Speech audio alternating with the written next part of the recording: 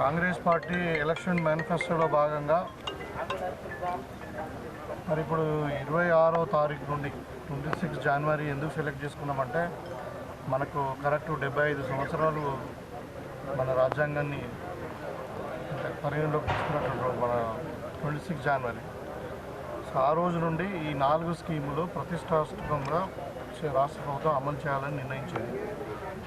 ఆ 4 స్కీములు ఏంటంటే, ఒకటి ఇందిరమ్మ ఇండ్లు. ప్రతి పేదవానికి ఇల్లు లేని వాళ్ళకు ఇల్లు కట్టియాలి, ప్లాట్లు లేని వాళ్ళకు ప్లాట్లు ఇచ్చి వాళ్ళకి ఇల్లు కట్టియాలని ఏదైతే మనం ఎజెండాలో చెప్పామో, ఇందిరమ్మ ఇండ్ల కింద పేదవానికి 5 లక్షల రూపాయలు ఇచ్చి మనం ఇందిరమ్మ ఇండ్లు కట్టియాలా. గతంలో 10 సంవత్సరాలు టీఆర్ఎస్ పాలనలో తీవ్రంగా అన్యాయానికి గురైండ్రు. ఇప్పుడు మేము ఎలక్షన్ మేనిఫెస్టోలో కాకుండా ఎలక్షన్ ప్రచారంలో కూడా ఇక్కడ ఏ ఊళ్ళో పోయినా కానీ ప్రధాన సమస్య ఈ ఇండ్లదే. కాంగ్రెస్ వాళ్ళే ఇచ్చారు 10 సంవత్సరాల క్రితము, మరి 10 సంవత్సరాల నుండి మాకేం లేవు, మళ్ళీ డబుల్ బెడ్రూమ్ ఇల్లు ఇస్తామని చెప్పిండ్రు, ఇవ్వలేదని చెప్పి అన్న ప్రధాన ఆరోపణ. సో దాన్ని ఫుల్ఫిల్ చేయడానికి ముఖ్యంగా ఇవాళ ప్రతి నియోజకవర్గానికి 3500 ఇళ్ళ చొప్పున, అంటే మనకు 7 మండలాలు అనుకుంటే దగ్గర 7 మండలాలకు మండలానికి ఒక 500 ఇళ్ళ చొప్పున మనకు శాంక్షన్ అయినాయి. అయితే దాంట్లో ఒక మోడల్ హౌస్ ప్రభుత్వం తరఫునే కన్స్ట్రక్ట్ చేయాలి. ప్రతి మండల్లో ఒక మోడల్ హౌస్ను కన్స్ట్రక్ట్ చేయాలా ఎంపీడీఓ ఆఫీస్లో, కానీ ప్రభుత్వ భూమిలో అని చెప్పి ఒక ప్రభుత్వానికి నిర్ణయానికి వచ్చి ఇవాళ మనం డిచ్పల్లి ఎంపీడీఓ ఆఫీస్లో, తర్వాత జక్రన్పల్లి ఎంపీడీఓ ఆఫీస్లో మనము మోడల్ హౌస్ శంకుస్థాపన చేసుకున్నాం. అంటే భూమి పూజ చేసి అన్ని మండలాలు కూడా చేస్తారు. దాంట్లో ముఖ్యంగా ఇట్లా ఏంటంటే 400 మినిమం, అంటే వాళ్ళ భూమిలో వాళ్ళు ఇష్టం ఉన్నట్టు కట్టుకోవచ్చు, కానీ ఒకవేళ వాళ్ళు కట్టుకోలేని పరిస్థితులు ఉంటే ప్రభుత్వమే కట్టేయాల్సిన పరిస్థితి వస్తే మినిమం 400 స్క్వేర్ ఫీట్లు అనమాట. 400 స్క్వేర్ ఫీట్లు, అది 18 ఫీట్లతో 22 ఫీట్లతో ఇల్లు ఒక మోడల్ ఇచ్చారు ప్రభుత్వం తరఫున. ఇది కూడా ఈ మోడల్ హౌస్ కూడా నిన్న కూడా మేము పరిశీలించడం జరిగింది. చాలా బాగుంది, సింగిల్ బెడ్రూమ్ది. దీన్ని మనం స్టేర్ కేస్ పెట్టుకొని పైన కూడా కట్టుకోవచ్చు, తర్వాత ఇంకా జాగ్ ఉంటే పక్క కూడా కట్టుకోవచ్చు. అంటే దిస్ మినిమం మోడల్. అండ్ ఈ మోడల్లో కట్టుకుంటే మీకు 5 లక్షల రూపాయలు పేదవారికి ప్రభుత్వం ఇస్తుంది, విడుదల వారికి అంటే. సో దాని కొరకు సర్వే కూడా జరిగింది. సో ఇవాళ సరే అందరికి ఒకసారి రాకపోయినా ఈ 4 సంవత్సరాలలో మొత్తం తెలంగాణ వ్యాప్తంగా, ఎస్పెషల్లీ మన నియోజకవర్గంలో ఇండ్లు లేని వారికి అందరూ కూడా ఇండ్లు కట్టించే బాధ్యత. ఇప్పుడు సంవత్సరానికి 3500 ఇండ్లు అంటే మనం ఇంకా 4 ఏళ్ళు దగ్గర 20,000 ఇండ్లు మన కాన్స్టిట్యున్సీకే వచ్చే అవకాశాలు ఉన్నాయి. సో 20,000 ఇళ్ళలో నాకు తెలిసి అందరూ వచ్చేస్తారు, అంతకంటే ఎక్కువ ఉండకపోవచ్చు. ఒకవేళ మేము గృహ నిర్మాణ శాఖ మంత్రి, మన రెవెన్యూ శాఖ మంత్రి పొంగిరెడ్డి శ్రీనివాస్ గారితో మనం మాట్లాడడం జరిగింది. మన కాన్స్టిట్యున్సీలో ఈ తాండాలు కానీ మన హ్యాబిటేషన్స్ ఎక్కువ ఉన్నాయి, పేదవాళ్ళు ఎక్కువ ఉన్నారు, పూర్గా అగ్రికల్చర్ ఫ్యామిలీస్ ఉన్నాయి వాళ్ళందరూ అని చెప్తే, ఆయన అవసరం ఉంటే ఇంకా ఎక్కువ ఇళ్ళు కూడా ఇస్తామని చెప్పారు. మనం ఒక 5,000 ఇళ్ళు అడిగినాము, కానీ మనకు శాంక్షన్ అయితే 3500, ఇంకెక్కువ కూడా రావచ్చు. సో ఇక్కడ ప్రభుత్వం కృతనిశ్చయంతో ఉన్నది, ఎవరు కూడా వరిగాల్సిన అవసరం లేదు. అందరు కూడా ఇప్పుడు సర్వే జరుగుతూ ఉంది. ఈ సర్వేలో ఇప్పుడు 4 రకాల స్కీములు, ఈ ఇందిరమ్మ ఇండ్లే కాకుండా, ఒకటి వ్యవసాయ కూలీలకు, వ్యవసాయం ఉన్న వాళ్ళకి అన్నీ ఇస్తూ ఉన్నారు. మరి వ్యవసాయ కూలీల సంగతి ఏంది అన్నప్పుడు, మరి ఎలక్షన్ కంటే ఉన్న ముందే మేము మేనిఫెస్టోలో నెలకు ఒక 1000 రూపాయలు చొప్పున, సంవత్సరానికి 12,000 రూపాయలు వ్యవసాయ కూలీలు ఎవరైతే, దాని క్రైటీరియా ఏంటంటే ఉపాధి హామీ పథకంలో జాబ్ కార్డు ఉండి, మరి ఎవరికి భూమి లేని వాళ్ళు ఉండి, మరి జాబ్ కార్డులో మినిమం నెలకు ఒక 20 రోజులు అంతే మొత్తం, అట్లా క్రైటీరియా తీసుకొని వాళ్ళ సర్వే జరుగుతూ ఉంది. వాళ్ళకు కూడా 12,000 రూపాయలు సంవత్సరానికి 2 విడతలు, ఒకసారి 6,000, ఒకసారి 6,000 వేయడానికి ప్రభుత్వం నిర్ణయించింది. అది కూడా ఇప్పుడు సర్వే జరుగుతూ ఉంది. దాంతోపాటు తెల్ల రేషన్ కార్డు, గతంలో మేము ఎలక్షన్లో కూడా చెప్పినాము, 10 సంవత్సరాలు తెల్ల రేషన్ కార్డు ఇచ్చిన దాఖలాలు లేవు. ఇవాళ మనకు అప్లికేషన్ చూసుకుంటే తెలంగాణలో దగ్గర 10 లక్షల పైన కుటుంబాలు తెల్ల రేషన్ కొరకు అప్లై చేశారు. అప్పుడు మనం అభయహస్తంలో ప్రజాపాలనలో ఏదైతే అప్లికేషన్ తీసుకున్నామో, అది కాకుండా దాంట్లో ఇప్పుడు లేని వాళ్ళు కూడా ఇప్పుడు మళ్ళీ కూడా మనం అప్లికేషన్ తీసుకుంటా ఉన్నాం. వాళ్ళందరూ కూడా తెల్ల రేషన్ కార్డులు ఇవ్వడము. ఆ రేషన్ కార్డు ఎట్లా అంటే డిజిటలైజ్, దాన్ని మనం ఏమంటున్నాం family ration card, family digital card అంటాం. నామిక్లేచర్ ఫ్యామిలీ డిజిటల్ కార్డ్, దానికి ఒక యూనిక్ నంబర్ ఉంటుంది, దాంట్లో ఫ్యామిలీ డీటెయిల్స్ అన్నీ ఉంటాయి. సో దాంట్లో ఆటోమేటిక్గా ఎడిషన్ డిలీషన్ కూడా ఉంటుంది. ఒక అమ్మాయి పెళ్లి చేసుకొని అత్తగారి ఇంటికి పోతే ఆటోమేటిక్గా అక్కడ ఎంటర్ అవుతుంది, ఇక్కడ డిలీట్ అయిపోతుంది అట్లా. సో ఆ విధంగా డిజిటల్ కార్డు ఉంది. ఆ డిజిటల్ కార్డులో దాన్ని అన్నిటికీ వాడుకోవచ్చు. అంటే ప్రతి సంక్షేమ పథకానికి లైక్ ఇప్పుడు ఫ్రీ ఆర్టీసీ బస్ కానుండి, మనకి ఇందిరమ్మ ఇండ్ల కానుండి, ఆరోగ్యశ్రీ పథకం కానుండి, తెల్ల బియ్యం సన్న బియ్యం ఇవ్వడం కానుండి, ఇవన్నీ కూడా అన్ని పథకాలకు అదొకటే కార్డు వర్తిస్తుంది. సో ఆ విధంగా స్మార్ట్ కార్డును డిజిటల్ కార్డు మనం ఇవ్వబోతా ఉన్నాం అందరికీ. దానికి కూడా సర్వే జరుగుతూ ఉంది. అది కాకుండా ఇవాళ రైతు భరోసా గతంలో ప్రభుత్వము రైతు బంధు పేరు మీద 5,000 రూపాయలు ఎకరానికి ఇచ్చినటువంటి సందర్భం ఉంది. దాంట్లో ఏమైందంటే పెద్ద పెద్ద భూస్వాములు ఎవరైతే వాళ్ళు నాలా కన్వర్షన్ చేసుకొని నాన్ అగ్రికల్చర్ ల్యాండ్స్కి కూడా లైక్ ఇప్పుడు ఆల్రెడీ మైన్స్ కింద వెళ్ళిపోయింది, లేకుంటే ఇంకో ఒక ఇండస్ట్రీ కింద వెళ్ళిపోయింది, లేకుంటే రియల్ ఎస్టేట్లో నాలా కన్వర్షన్ చేసుకుని ప్లాట్లు వేసుకున్నారు, లేకుంటే హైవే కింద పోయినాయి. ఈ రకరకాల భూములు అన్నీ తీసి ప్రభుత్వం ఒక సబ్ కమిటీ వేసి దాని మీద సర్వే చేసి మొత్తం చేస్తే మనకు తెలియదు ఏంటంటే 21,000 కోట్లు, ఒకటి కాదు 21,000 కోట్లు. ఆ ప్రభుత్వం చెప్పుకునేది గర్వంగా మేము 70,000 కోట్లు రైతులకు రైతు భరోసా కింద ఇచ్చినామని, రైతు బంధు కింద ఇచ్చినామని చెప్పి దాంట్లో 70,000 కోట్లలో 21,000 కోట్లు దుర్వినియోగమైంది. అంటే మీరు దాన్ని కూడా ఆలోచన దగ్గర 30-35% ధనం అనేది ప్రజాధనం దుర్వినియోగమైంది. అలాంటివి జరగకూడదనే ఇవాళ మనం ఒక ఖచ్చితమైన నిర్ణయానికి వచ్చి వ్యవసాయ రంగానికి ఉపయోగపడే భూమి ఎవరైతే వ్యవసాయం చేస్తున్నారో, ఇప్పుడు రైతు అంటే ఎవరు? పంట పండించేవాడు రైతు, భూమి ఉన్నవాడు కాదు. భూమి ఉండి పంట పండకుంటే దానికి రైతు బంధు అవసరం లేదు. ఎందుకంటే ఈ స్కీమ్ యొక్క ముఖ్య ఉద్దేశం పెట్టుబడి సహాయం. మనము వ్యవసాయమే చేయనప్పుడు ఇంకా అక్కడ పెట్టుబడి అవసరం లేదు. సో ఆ విధంగా మనం ఇలా మరి అందరూ సర్వే చేస్తూ ఉన్నారు. ఇప్పుడే మనం మాట్లాడడం కూడా జరిగింది. దీంట్లో 3 అగ్రికల్చర్ ఎక్స్టెన్షన్ ఆఫీసరు, తర్వాత పంచాయత్ సెక్రటరీ, తర్వాత రెవెన్యూ డిపార్ట్మెంట్ వాళ్ళు 3 కలిసి ఈ 4 స్కీమ్ల మీద 16వ తారీఖు నుండి 20వ తారీఖు వరకు ఇవాళ సర్వే జరుగుతూ ఉంది. రేపు కూడా మనకు ఇన్ఛార్జ్ మంత్రి గారు రేపు జిల్లాకు వస్తూ ఉన్నారు. ఆయన కూడా ఈ 4 అంశాల మీదనే సుదీర్ఘంగా కలెక్టరేట్ ఆఫీస్, ఇంటిగ్రేటెడ్ కలెక్టర్ ఆఫీస్లో మరి అక్కడ రివ్యూ కూడా జరుగుతూ ఉంది. 20వ తారీఖు వరకు ఈ సర్వే కంప్లీట్ అవుతుంది. 21 నుండి 24 వరకు అంటే 4 రోజులు మొత్తం పబ్లిక్ హియరింగ్ ఉంటుంది. అన్ని గ్రామాలలో ఈ 3 టీములు ముందు టామ్ చేసి దండోరా ప్రకటించి గ్రామస్తులందరూ ఉండేటట్టు చూసి గ్రామసభ నిర్ణయించి ఈ లిస్టును ప్రకటిస్తారు. ఏది లబ్ధిదారుల లిస్టును ప్రకటిస్తారు. దాంట్లో ఏదైనా ఆబ్జెక్షన్స్ ఉంటే మనం రేజ్ చేయొచ్చు, ఏదైనా లేని వాళ్ళు ఉంటే కూడా మనం యాడ్ చేసుకోవచ్చు. వాళ్ళకు ఒక రిజిస్టర్ మెయింటైన్ చేస్తాం. ఏది లేని వాళ్ళని యాడ్ చేసుకోవడానికి కానీ అది 2వ విడతలో వాళ్ళని యాడ్ చేయడము, లేకుంటే ఇప్పుడు ఉన్న వాళ్ళని కూడా ఏదైనా ఆబ్జెక్షన్స్ ఉండి ఇంకా తప్పులు జరిగితే దాన్ని కూడా మనం వెంటనే డిలీట్ చేసే కార్యక్రమం కూడా ఉంటుంది. అంటే ఇంత పారదర్శకంగా, ఇంత ప్రతిష్టాత్మకంగా ఈ 4 స్కీమ్లను అమలు పరచడానికి మరి దానికంటే ముందు అంటే గ్రామంలో సర్వే, తర్వాత పబ్లిక్ హియరింగ్ చేసిన తర్వాతనే 26వ తారీఖు నుండి మనం ఇంప్లిమెంట్ చేయబోతున్నాము. ఈరోజు ఇంత చక్కటి కార్యక్రమాలు చేస్తూ ఉంటే ఇక మీకు తెలిసి ప్రతిపక్షాలు 10 సంవత్సరాలు టీఆర్ఎస్ ప్రజలను మోసం చేసిర్రు. రైతు బంధు పేరు మీద 21,000 కోట్లు దుర్వినియోగం చేసిర్రు. డబుల్ బెడ్రూమ్ ఇల్లు అన్నారు, ఒక్కొక్కరికి పేదోనికి డబుల్ బెడ్రూమ్ ఇల్లు ఇవ్వలే. మరి తెల్ల రేషన్ కార్డులు ఇచ్చిన పాపాన పోలే.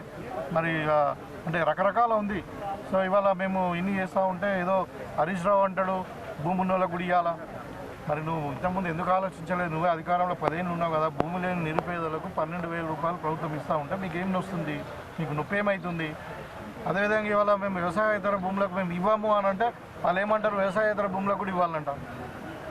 అది న్యాయమా? అది మరి ప్రజల ధనం దుర్వినియోగం అవుతుంది. ఇక వాళ్ళు మాట్లాడుతున్నారంటే ఇక దానికి తలతోక లేకుండా మాట్లాడుతూ ఉన్నారు కాబట్టి దాన్ని ప్రజలు కూడా పెద్ద పట్టించుకుంటలేరు. ఇప్పుడు కనుమరుగైపోయింది. టీఆర్ఎస్ అనేది లేదు. ఇక ఆయన కేటీఆర్ రేపు మాకు జైలుకి పోతాడు. కవిత మొన్న జైలుకి పోయి ఫ్రెష్గా వచ్చి బీసీ ఉద్యమం చేపట్టింది. మరి ఇలా బీసీ ఉద్యమం మాట్లాడుతూ ఉన్నారు, బీసీల గురించి మాట్లాడుతూ ఉన్నారు. ఇవాళ మేము మా మహేష్ కుమార్ గౌడ్ మా ఇందూరు ముద్దు బిడ్డను పీసీసీ అధ్యక్షుడిగా చేసినాం. ఒక దళిత బిడ్డను డిప్యూటీ సీఎంగా చేసినాం. ఇంతకుముందు ఆయన ఫ్లోర్ లీడర్ ఉండే. మరి ఇవాళ మీరు మీ పార్టీ ప్రెసిడెంట్ ఎవరు? కేసీఆర్. పార్టీ వర్కింగ్ ప్రెసిడెంట్ ఎవరు? కేటీఆర్. మరి ఫ్లోర్లో లీడర్ ఎవరు? కేసీఆర్. మరి ఇంకా డిప్యూటీ లీడర్ ఎవరు? హరీష్ రావు. అంటే గీలేనేగా. అంటే మీకు మీ పార్టీలో బీసీ లేరా? ఇవాళ తలసాని శ్రీనివాస్ యాదవ్ సీనియర్ శాసనసభ్యుడు, మాజీ మంత్రివర్యులు. పద్మారావు గౌడ్ 5 సార్లు ఎమ్మెల్యే. కంగుల కమలాకర్ 4 సార్లు ఎమ్మెల్యే, మాజీ మంత్రివర్యులు. మరి అందరూ కనబడతలేరు మీ బీసీలు. మీరు ఇవ్వండి. మీరు చెప్పే ముందు, వేరే పార్టీలకు చెప్పే ముందు మీరు ఇవాళ పార్టీ అధ్యక్షునికి బీసీకి ఇవ్వండి. ఇవాళ ప్రతిపక్ష హోదాలో ఎల్ఓపిగా ఉన్నటువంటి ఏదైతే ఉన్నదో దాని ఒక బీసీకి ఇవ్వండి. ఇవాళ కేసీఆర్ ఫామ్ హౌస్లో వండుకుంటాడు, 4 లక్షల రూపాయలు 4-5 లక్షల రూపాయలు జీవిత భత్యాలు తీసుకుంటాడు. అసెంబ్లీకి రాడు, పబ్లిక్లో రాడు. మరి అంటే ఈ విధంగా దోపిడీ మొత్తము కేసీఆర్ ఫ్యామిలీ అంటేనే అల్లుడు, కొడుకు, బిడ్డ, 4 కుటుంబం ఉన్న ఒకటి సంబంధించినటువంటి పార్టీ ఇవాళ 10 ఏళ్ళు పరిపాలించి కాంగ్రెస్ విమర్శించారంటే అది దయ్యాలు వేదాలు వాల్చి ఇంకా సిగ్గు శరం లేకుండా మాట్లాడుతూ ఉన్నారు. జైలు పోయినారు ఆల్రెడీ. ఇంకా కుటుంబం మొత్తం ఎప్పుడు జైలు పోతుందో తెలియదు. ఇప్పుడు కేసీఆర్ కూడా ఆడ మన ఏది కాళేశ్వరంది కూలిపోయింది, దాని మీద నడుస్తూ ఉన్నది, గొర్రెల దాంట్లో నడుస్తూ ఉన్నది, భూ కుంభకోణం నడుస్తూ ఉన్నది, మాదాపూర్ భూ కుంభకోణం. ఇక ధరణి సంగతి అయితే మీకు చెప్పే అవసరం లేదు. ప్రతి కుటుంబము ధరణి యొక్క బాధితుడే. ఇవాళ మేము ఒక చక్కటి భూభారతి పేరు మీద ఒక కొత్త చట్టాన్ని తెచ్చినాము. దాని చట్టం కూడా అయింది, గెజెట్ నోటిఫికేషన్ కూడా అయింది. దానికి గైడ్లైన్స్ త్వరలోనే విడుదల చేస్తాం. దాని ద్వారా భూమిలకు సంబంధించిన గ్రేవెన్సెస్ ఏదైతే ఫిర్యాదులు ఉన్నాయో అవన్నీ కూడా స్పెషల్ డ్రైవ్ ఒక 3 నెలలు తీసుకొని ఖచ్చితంగా 100% అన్ని భూ సమస్యలు, అది సాదా బైనామా కావచ్చు, గ్రామ కంఠం భూములు కావచ్చు, లేకుంటే ఇంకా అసైన్ భూములు కావచ్చు, పార్ట్ బిలో ఏదైతే ఇప్పుడు గత ప్రభుత్వంలో పార్ట్ బి పెట్టిందో అవన్నీ కూడా మేము సెట్ చేయడానికి ఒక మంచి ఇంటర్నేషనల్గా స్టాండర్డ్గా అంత మంచి పబ్లిక్ హియరింగ్ చేసి గ్రామాన్ని మీటింగ్ పెట్టి జిల్లాలలో కూడా మీటింగ్ పెట్టి ఎక్స్పర్ట్స్తో మాట్లాడిన తర్వాతనే ఈ భూభారతి చట్టాన్ని మేము తేవడం జరిగింది. అది కూడా త్వరలోనే ఇంప్లిమెంట్ చేస్తాం. అంటే ఈ విధంగా ప్రజలకు సంబంధించిన సమస్యలు అన్నీ మేము చెప్పినవన్నీ చేస్తూ ఉన్నాం.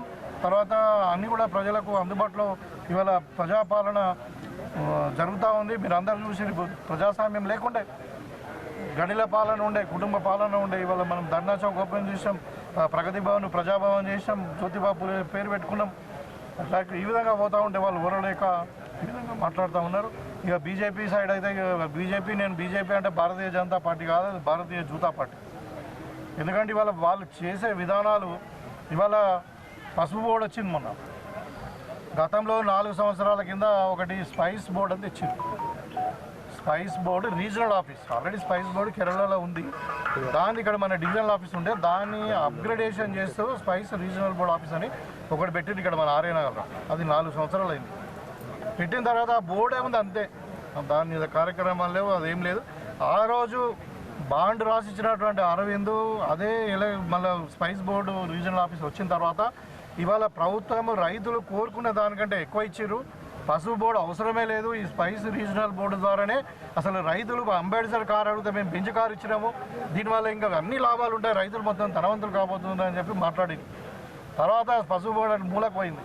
తర్వాత మన రాష్ట్ర ప్రభుత్వము ముఖ్యంగా తుమ్మల నాగేశ్వరరావు గారు ముఖ్యమంత్రి గారు వీళ్ళు ఇనిషియేటివ్ తీసుకొని మరి ఖచ్చితంగా అంతకుముందు ఇది చిరకాల కోరిక, 40 సంవత్సరాల కోరిక ఇది రైతులకు, మరి పసుపు బోర్డు ఏర్పాటు చేయాలని చెప్పి 4 ఉత్తరాలు రాసినాడు. నేను మన నిన్న ప్రెస్లో చూపించినాను.